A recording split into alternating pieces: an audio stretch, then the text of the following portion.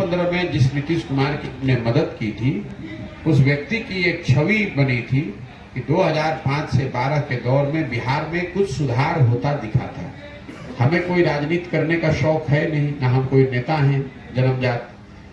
हमारी सोच ये थी कि भाई अगर इनके राज्य में इनके मुख्यमंत्री रहते हुए बिहार सुधर रहा है तो इनकी मदद होनी चाहिए। नीतीश कुमार हमसे 2014 नवंबर में दिल्ली मिलने आए, जब वो चुनाव यहाँ लोकसभा में उनका दल हार गया था और उन्होंने मांझी जी को मुख्यमंत्री बना दिया था। किसी ने उनको बताया था कि नरेंद्र मोदी जी का जो देश में अभियान चला वो चलाने वाला लड़का बिहार का है। वो हमसे मिलने आए तो हमने उनको बताया कि सर, आप बिहार के सुधार के लिए कुछ जो प्रयास शुरू किए हैं, इस प्रयास को जारी रखना चाहिए था। आपने इस्तीफा देके मांझी जी को क्यों बना दिया? तो उनका दर्द ये था कि भाई हम चुनाव हार गए, हमारा दल हार गया। तो मेरा उनको ये ऑफर उस समय था, प्रस्ताव था कि आप वापस मुख्यमंत्री बनिए, जिम्मेवारी संभालिए। जहाँ तक चुनाव लड़ने की जीतने की बात है तो उसमें हम लोग अपना कंधा लगाएंगे। मैंने किया भी, आकर उनकी मदद भी की, चुनाव उनको जिताया भी। सिर्फ चुनाव ही नहीं जिताया, 7 निश्चय का एक कार्यक्रम भी बनवाया।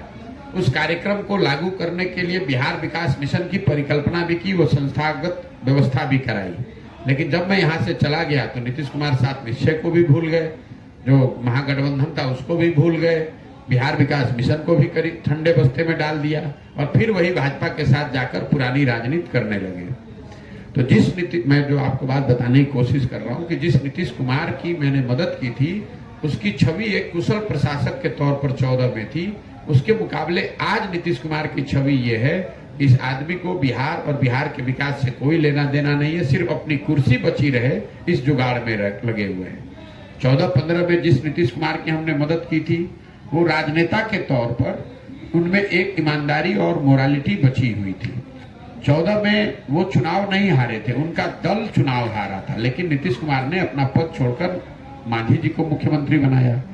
आज नीतीश कुमार चुनाव हार गए हैं। 2020 में 243 की विधानसभा में 42 एमएलए जीते हैं, चुनाव हार गए।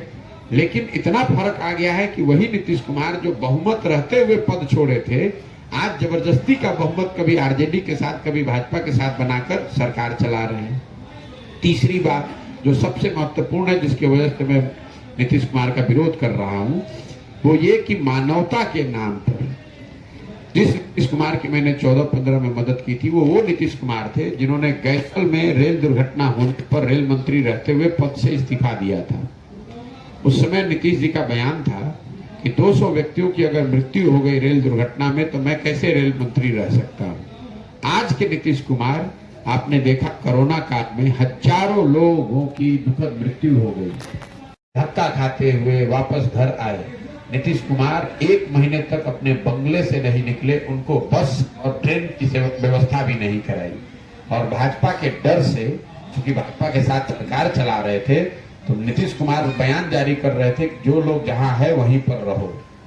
आज वो नीतीश कुमार है जो छपरा में 80-90 लोगों की शराब से मृत्यु हो जाती है तो पॉकेट में हाथ डालकर हंसते हुए कहते हैं जो पिएगा वो मरेगा।